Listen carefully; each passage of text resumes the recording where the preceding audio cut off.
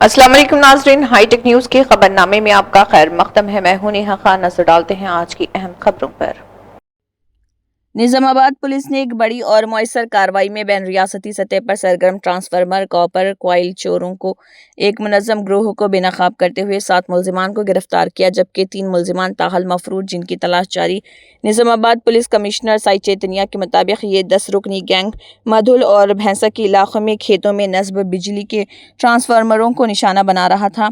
इन मुनज़्ज़म चोरियों के नतीजे में किसानों को शदीद माली नुकसान उठाना पड़ रहा था और देही इलाकों में बिजली की फराहमी भी मुतासिर हो रही थी।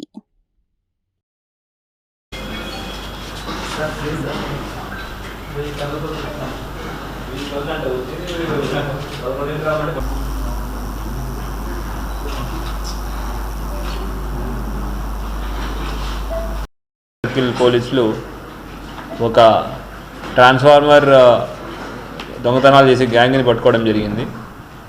ఇవాళ పట్టుకున్న నిందితుల యొక్క వివరాలు ఏంటంటే అఫ్జల్ ఖాన్, తర్వాత అర్బాజ్ ఖాన్, సిద్దిక్ ఖాన్, మొహమ్మద్ అఫ్సర్, మహబూబ్ ఖాన్, గోర్గే బాలాజీ, షేక్ ఆరిఫ్, మొహమ్మద్ రాజా అనే అక్యూజ్ని పట్టుకోవడం జరిగింది. దీంట్లో అఫ్జల్ ఖాన్ అనే అతను నాందేడ్ వాస్తవ్యుడు, కానీ మన నిజామాబాద్ ఆటోనగర్లో ఉంటాడు. అట్లానే అర్బాజ్ బైన్సా వాస్తవ్యుడు, మన ధర్మపురి హిల్స్లో ఉంటాడు. సిద్దిక్ ఖాన్ ఈ రేంజల్ బేస్ వాస్తవ్యులు.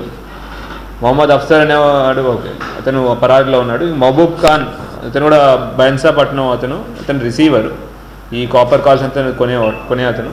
బోర్గే బాలాజీ అనే అతను కూడా అర్సపల్లి, ఇతను కూడా రిసీవరు. తర్వాత షేక్ అరీఫ్ ఇతను నాందేడ్ మహారాష్ట్ర, ఇతను రిసీవరు. తర్వాత మొహమ్మద్ రాజా ఇతను వెంగళరావు కాలనీ నిజామాబాద్, వీళ్ళందరూ రిసీవర్లు. ఇవి కాకుండా మీరు ఒక 1.2 quintals of copper coils recover చేయడం జరిగింది. తర్వాత 2,75,000 నగదును రికవర్ చేయడం జరిగింది. 2 2 వీలర్ వెహికల్లు, ఒక ఆటో ఏదైతే దొంగతనం చేయడానికి ఉపయోగించారో ఆటోని, తర్వాత దొంగతనానికి వాడిన పనిముట్లు కూడా రికవర్ చేయడం జరిగింది. వీళ్ళు ఒక 34 కేసుల్లో ట్రాన్స్ఫార్మర్ థెఫ్ట్లో ఇన్వాల్వ్ అయి ఉన్నారు.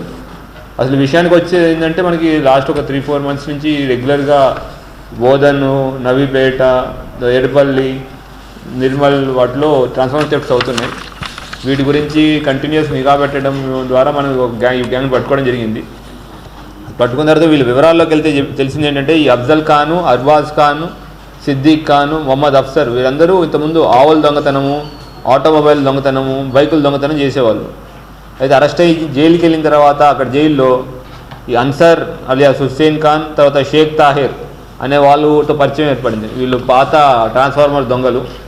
వీళ్ళు 2024లో దాదాపు ఒక 25 ట్రాన్స్ఫార్మర్ దొంగతనం చేసిన వాళ్ళు ఉన్నారు.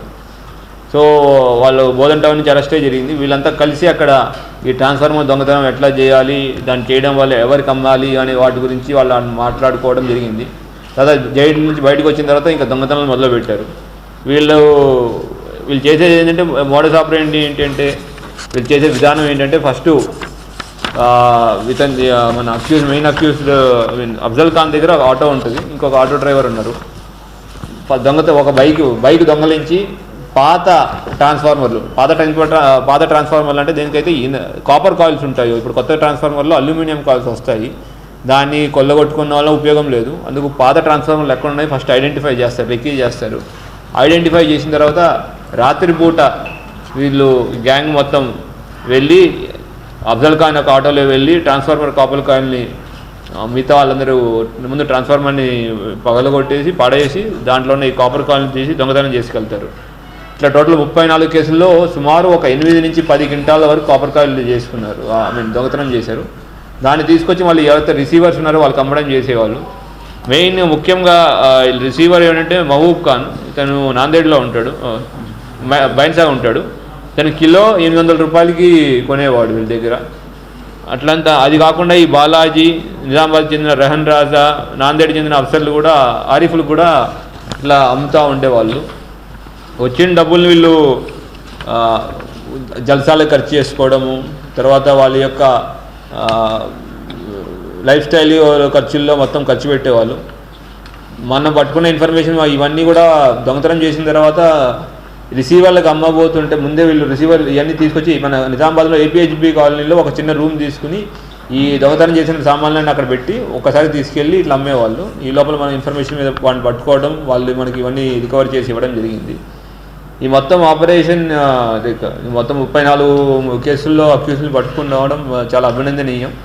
ఈ మొత్తం ఆపరేషన్ని ఏసీపీ నిజామాబాద్ ప్రకాష్ గారి ఆధ్వర్యంలో సిఐ నార్త్ రూరల్ శ్రీనివాస్ గారి డైరెక్ట్ పార్టిసిపేషన్ సూపర్విజన్లో ఎస్ఐలు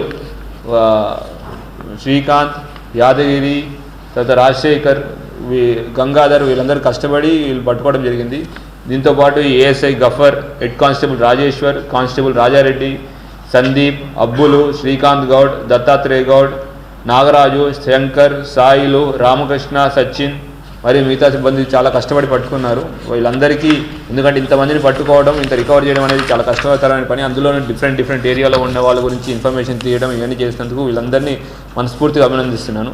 అట్లానే మీడియా మిత్రుల ద్వారా అందరికీ తెలియజేయడం ఏంటంటే, మీ ఏరియాలో ఎవరైనా అనుమానాస్పదంగా ఆటోలో కానీ ఎవరైనా కొత్తగా తిరుగుతున్నా కానీ సంబంధం లేకుండా తిరుగుతుంటే కూడా మాకు ఇన్ఫర్మేషన్ ఇవ్వాలని కోరుకుంటున్నాం. ఇది ట్రాన్స్ఫార్మర్లు గవర్నమెంట్ సామాన్లు, గవర్నమెంట్ యొక్క ప్రాపర్టీ. దీన్ని పాడు చేయడం వల్ల ఒకటి గవర్నమెంట్ ప్రాపర్టీ నష్టంతో పాటు రైతులకి చాలా అపారమైన నష్టం జరుగుతుంది. వాళ్ళకి టైంకి పొలాల్లో మోటార్ వేసుకోలేని సిచ్యువేషన్ ఉంటుంది. అటువంటి సిచ్యువేషన్ మనం నివారించిన వాళ్ళు అవుతాము.